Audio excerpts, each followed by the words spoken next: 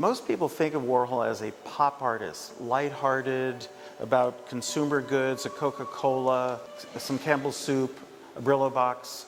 That was a tiny, tiny, brief chapter in Warhol's career, because immediately the next year, the idea of death, of mortality, enters his work.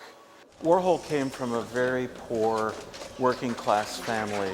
There were immigrants from far east part of Slovakia. They were Byzantine Catholics, and the icon, the image of the Virgin on the gold ground was something that Warhol grew up with.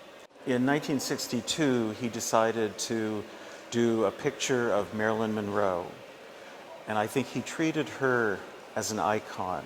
He did many images of Marilyn, sometimes in color, sometimes in black and white or silver, but it was always the same image, so that Marilyn was a timeless goddess. She was immortal. Warhol was not just a simple reflection of the culture. He was critically responding to the culture and to the existential issues of human life, which are always with us. We can never avoid the issues of life and death. And I think that's why part of the reason that Warhol is such a profound artist and why he remains so relevant today.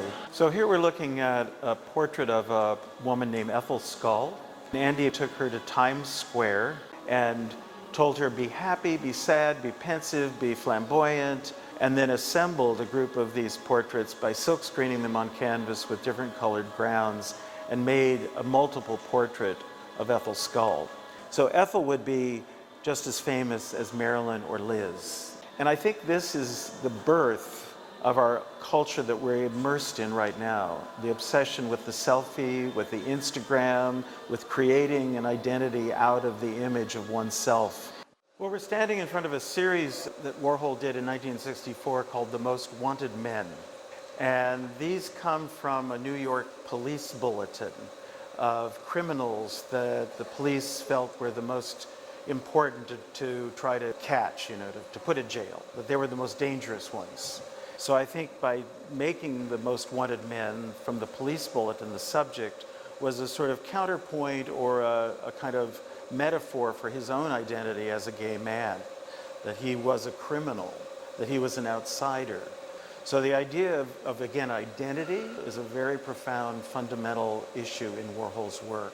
And again, he was far ahead of our time, that we're only catching up to now, that the issue about sexual identity is unstable, it could be fluid, and that what was once illegal, what was outside the law, has now been actually embraced by society, that's one of the revolutions of our time.